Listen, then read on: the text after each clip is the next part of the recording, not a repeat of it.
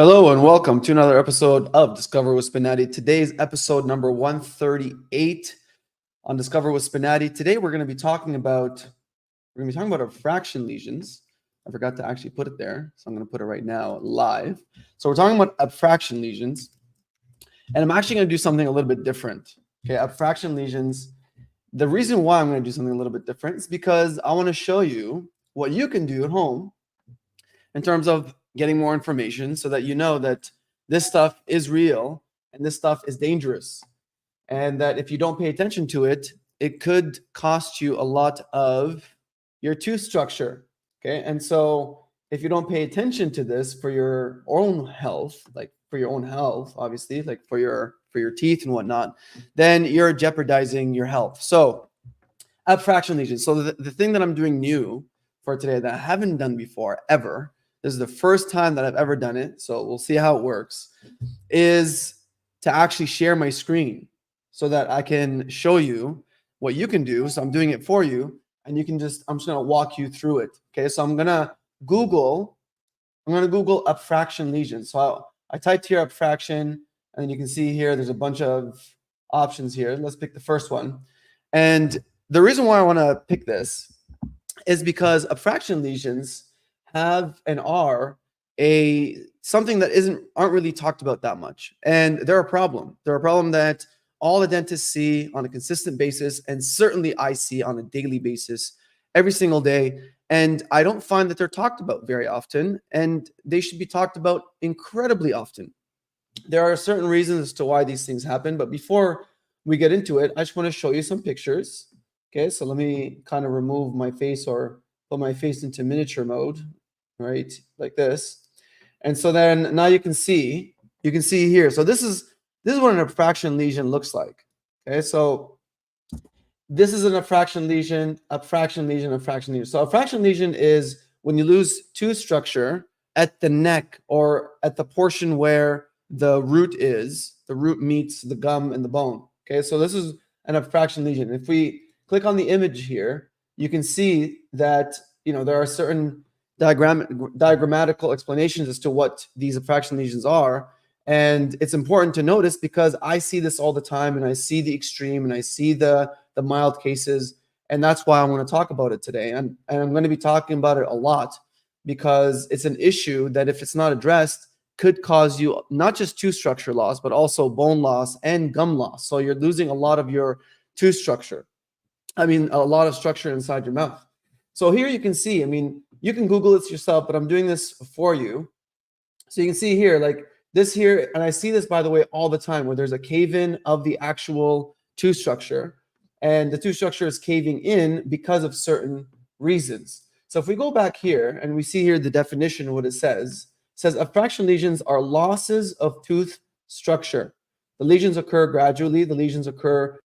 Gradually with an indentation forming on the front of the tooth near the gum line, gets deeper with time.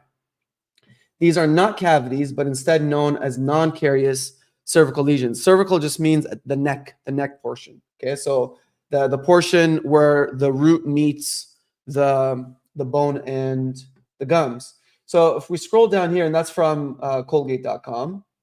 We scroll here from NIH. Okay, we click on this, and this is a study that was done in 2016. Studies called Abfraction Lesions, Etiology, Diagnosis, and Treatment Options.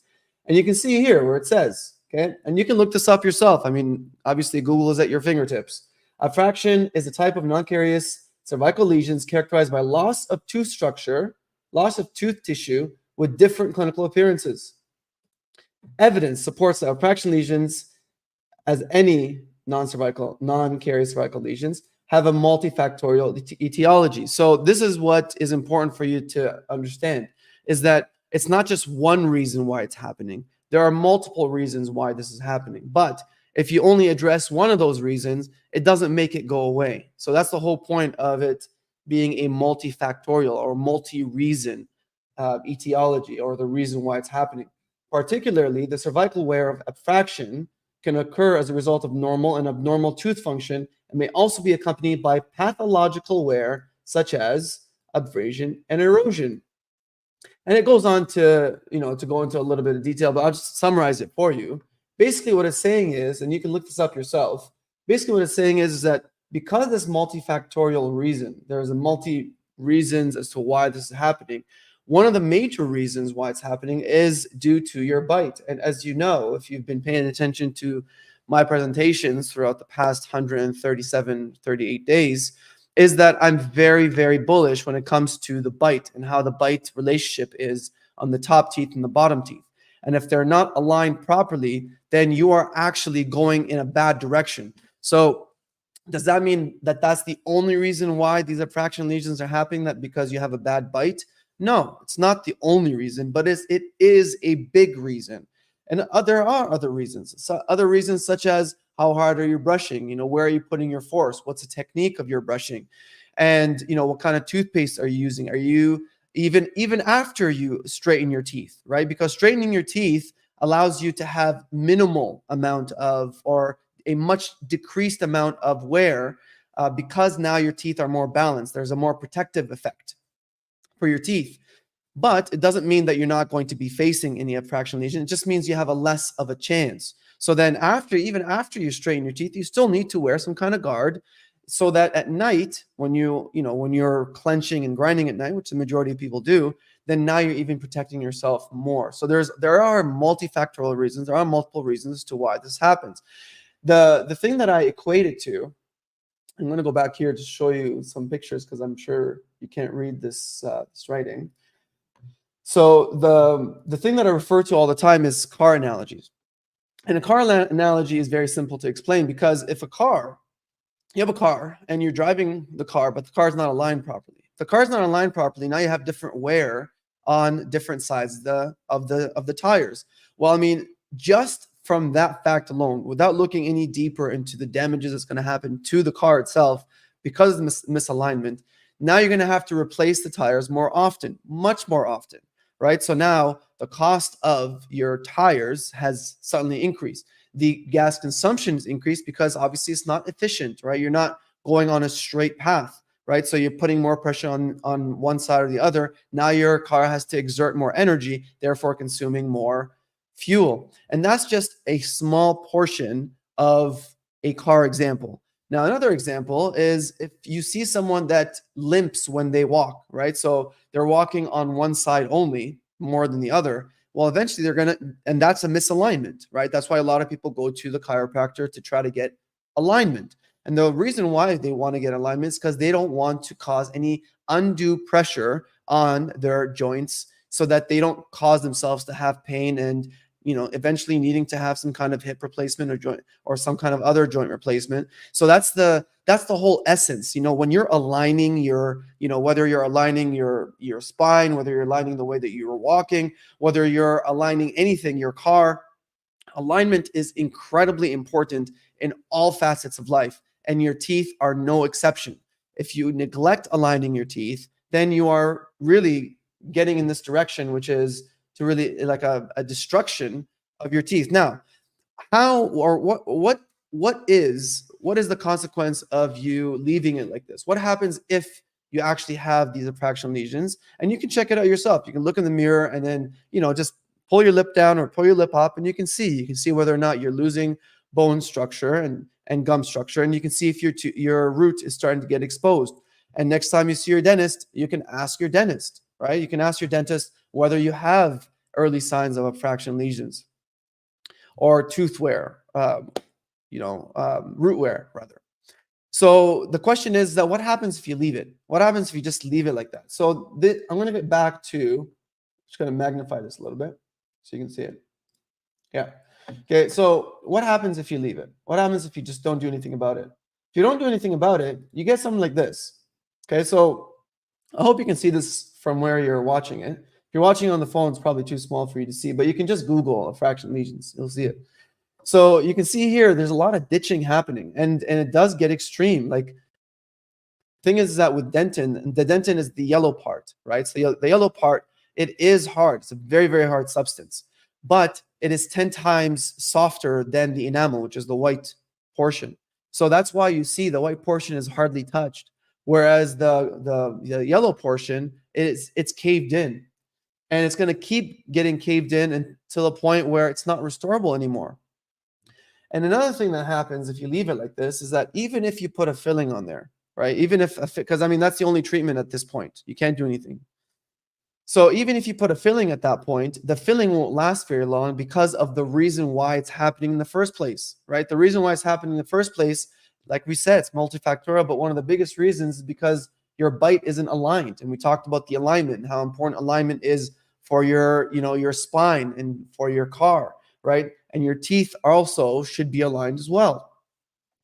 And so you're going to have the exact same reason as to why you initially had this, and now you're just putting something on top, right? So if you lost biological structure that is incredibly strong and difficult to remove, and now it's actually getting removed, what do you think is going to happen with a man-made, something that's affixed with bonding, right? That's literally just glued on.